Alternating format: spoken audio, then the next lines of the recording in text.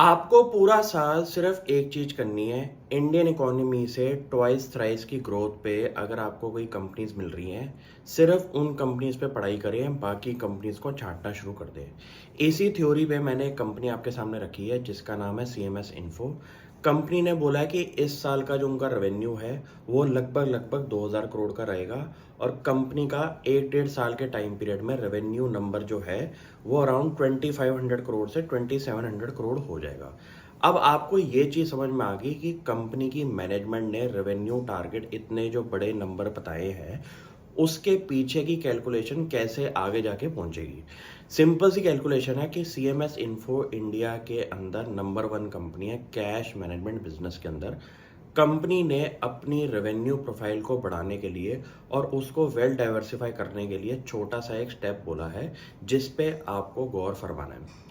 Company ने ये बोला है कि वो अब गोल्ड लॉजिस्टिक्स और रिटेल लोन रीपेमेंट्स के बिजनेस में एंट्री ले रहे हैं। अब आपको ये समझना पड़ेगा कि इंडिया के अंदर गोल्ड की मार्केट कितनी बड़ी है, right from retailers, right from jewellers. आपको ये देखना पड़ेगा कि उसकी सेफ्टी को लेके अगर इंडिया के अंदर ऑर्गेनाइज सेक्टर के अंदर कुछ गिनती की कंपनीज आपको समझ में आ जाए और आपको ये समझ में आ जाए कि ये कितना बड़ा बिजनेस है day to day operations of logistics के अंदर, तो आपको ये कैलकुलेशन समझ में आएगी। सिंपल सी बात है कि कंपनी के पास आप ये देखिए कि सिक्योरिटी पॉइंट ऑफ व्यू में नंबर 1 क्राइटेरिया टिक मार्क लग रहा है। क्यों? क्योंकि सीएमएस इन्फो इंडिया के ऐसे कोई दिग्गज बैंक नहीं है जिसके साथ काम नहीं करती हो।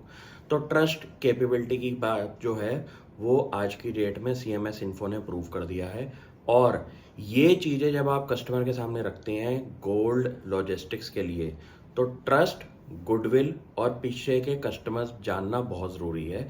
इस केस के अंदर सीएमएस इन्फो के लिए एक विन विन सिचुएशन है जब वो कस्टमर के सामने रखेंगे कि हम इंडिया के पूरे बैंकिंग सेक्टर को कैश मैनेजमेंट सर्विसेज देते हैं। ये चीज़ें करने से कंपनी की जो रेवेन्यू पाई है वो और बड़ी हो सकती है और उसके अंदर कंट्रीब्यूशन फ्रॉम गोल्ड लॉजिस्टिक्स एक बहुत बड़ा पार्ट हो सकता है। ये तो हो गया कंपनी के बिजनेस प्लान फ्यूचर को लेके। और दूसरी चीज जो इम्पोर्टेंट पिछले 1-2 महीने के अंदर हुई है वो हुई है प्रमोटर बाइंग। आपको ये देखना पड़ेगा कि आज की डेट में जितने भी ये स्टार्टअप्स हैं उनके अंदर 2 टाइप के प्रमोटर होते हैं। एक होते हैं जिन्होंने कंपनी को फाउंड किया है और एक होता है जिसने पैसा लगाया होता है, जैसे कि कोई private equity player. CMS info के अंदर क्या हुआ पिछले 1-2 महीने के अंदर कि कंपनी के जो को फाउंडर थे उन्होंने अपनी इन्वेस्टमेंट इंक्रीज करी है इस कंपनी के अंदर।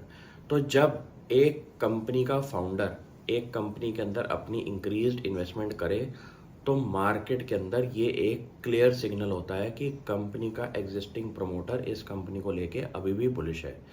आपको ये देखना पड़ेगा कि इंडियन इकोनॉमी के कोर सेक्टर्स जैसे कि बैंकिंग फाइनेंस सेक्टर जो है उसके साथ साथ के जो सप्लायर चेन मैनेजमेंट वाली कंपनी है जो कि कैश मैनेजमेंट का भी बिजनेस हो सकता है, उसके अगर आप इंडिया के लिस्टेड स्पेस के अंदर नंबर 1 प्लेयर में आप अगर इंटरेस्टेड रहें तो आपको ये समझ में आ जाएगा कि ये कितना बड़ा बिजनेस आगे जाके होने वाला है।